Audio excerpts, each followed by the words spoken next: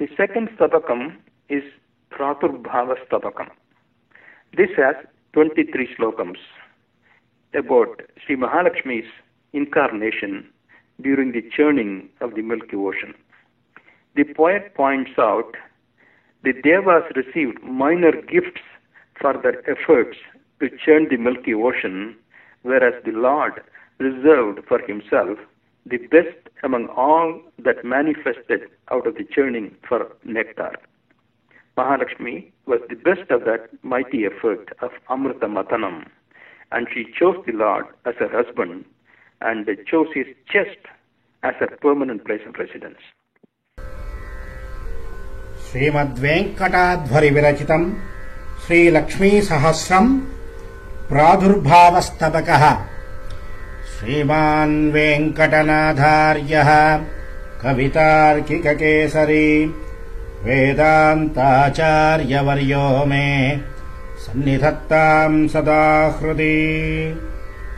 भजे दुग्धाम्बुधिम् यत्र परिष्कर्तुम् हरेरुरः कठिनम् सुकुमारम् च रत्नम् प्रादुरभूद्विधा भजे दुग्धाम्बुधिम् यत्र परिष्कर्तुम् हरेरुरः कठिनम् सुकुमारम् च रत्नम् प्रादुरभूद्विधा चतुर्मुखादीन् जगदम्बडिम्बान् दुग्धैर्बहून् वर्धयितुम् समृद्धैः पयः पयोधौ भवति दयाळुः सत्यम् प्रजग्ने सह कामधेन्वा त्वयोज्ज्वलम् दुग्धपयोधि मध्ये महोद्वयम् देवि सहोदियाय हरेरुरो भूषणमेकमासीत् अन्यच्छिरो भूषणमष्टमूर्तेः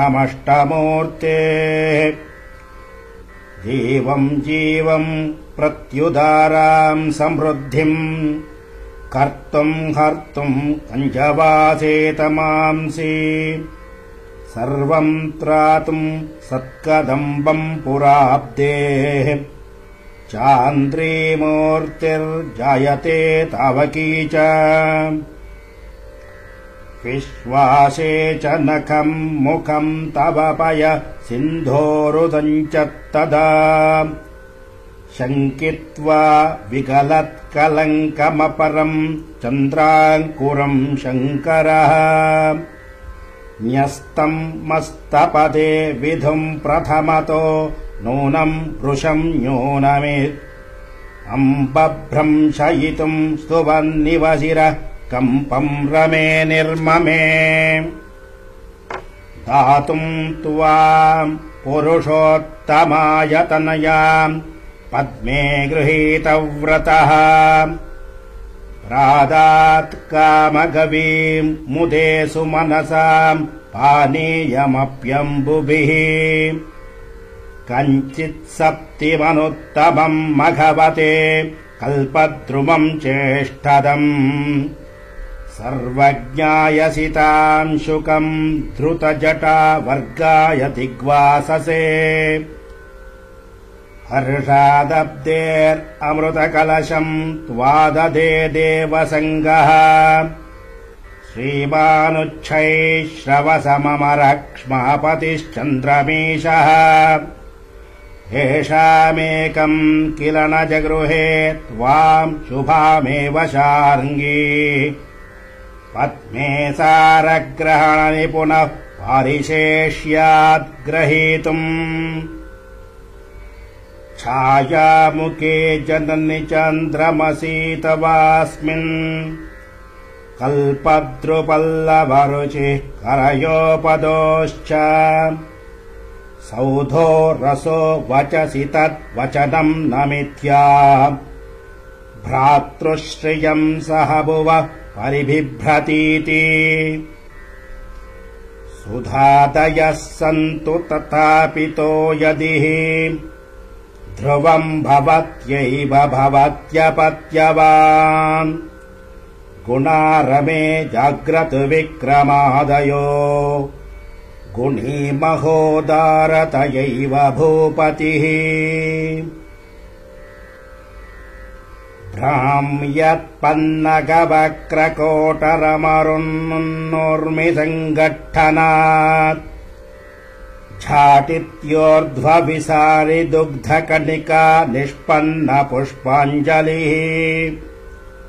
सिन्धुर्मुग्धवसुन्दरा भृदुदयद्दुन्दुध्वनिच्छद्मना स्तुत्वा माधवमद्भुतामलपत त्वामम्ब कन्यामणिम् सिन्धोरोधस्तपुटविलुटन् मन्थलब्दावतारैः दुन्धुङ्कारैस्त्वदुदयमहे दुन्दुभिः श्रीमतिश्रीः प्राञ्चोजञ्झानिलपटुनटोन्नाटितप्रौढवीचिः वल्लीहल्लीसकमकलयन् अन्तरुल्लीडहर्षाः बर्हम् भ्रान्त्वा चिकुरमुदधेरुद्भवन्त्या भवत्या बद्धामन्थक्षितिभृतिसुरैः पन्नगाः किन्नगात्राः तत्कालैकोजितमदिजुषस्त्रासतस्तस्य चेष्टाम् राजीवाक्षप्रणयिनि भृशम् रज्जुतामभ्यनैषुः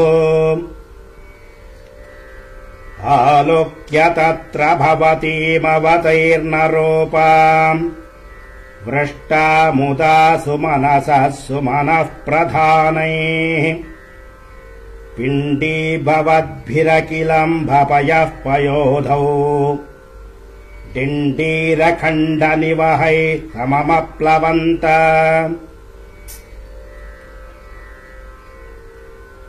अम्ब स्वयम् त्वयि चिरादवतीर्णवत्याम् मन्थश्रमव्यपनयाय मखाशनानाम् श्रान्ता हिरज्जुकबलीकृतिचिन्तयेव क्षीरोदरोदशिशनैरनिलश्चचार सान्द्रोत्कण्ठामसृणमधुजित् सादरापङ्गधारा सद्रीचीभिः श्वसनविसरुद्दुग्धवीचीभिरब्धिः उद्वाहाक्यम् कमपि भवतीम् उत्सवम् लप्स्यमानाम् मातस्तातो मधुरमनयन् मङ्गलस्नानकर्म सुधोदधि समुल्लसत् सुरतरुच्छटन्तर्गते मनोज्ञमणिमण्डपे महति रत्नसिंहासने स्थितम् मणिसरोरुहे त्रिदश सुन्दरी सेविताम् जयाय भवतीमहम् जननि सन्ततम् चिन्तये सान्द्रोत्कण्ठामसृणमधुजित् सादरापङ्गधारा सद्रीचीभिः श्वसनविसरुद्दुग्धवीचीभिरब्धिः उद्वाहाक्यम् कमपि भवतीम् उत्सवम् लप्स्यमानाम् मातस्तातो मधुरमनयन् मङ्गलस्नानकर्म सुधोदधि समुल्लसत्सुरतरुच्छटन्तर्गते मनोज्ञमणिमण्डपे महति रत्नसिंहासने स्थितम् मणिसरोरुहे त्रिदश सुन्दरी सेविताम् जयाय भवतीमहम् जननि सन्ततम् चिन्तये अभ्यर्नस्फुरदप्सरः करधृतैरुद्धामदुग्धाम्बुधिः स्वैरोत्सृत्वरवीचिका सहचरैः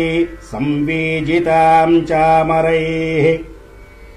हस्तालङ्कृतपङ्कजामभिनवा कल्पैरनल्पैः शुभाम्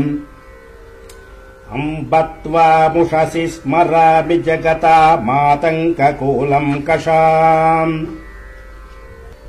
भूयासुस्ते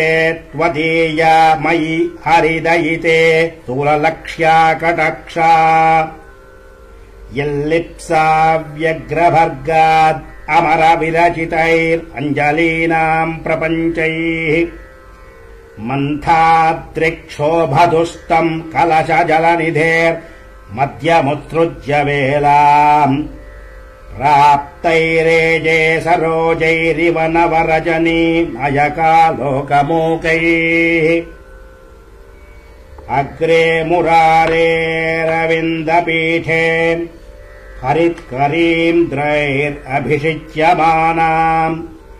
अवेक्ष्य पुत्रीमखिलेश्वरीम् त्वाम् आनन्दसिन्धौ निममज्ज सिन्धुः प्रसवमुदधिकन्ये पश्यताम् देवतानाम् परमपुरुषवक्षः पीठमाढौ कथास्त्वम् सह दयिततमेन स्वैरकेलौ सतीनाम् न खलु निजशिशूनाम् सन्निधिर्वीडहेतुः कलितकलशसागरोर्मिगङ्गम्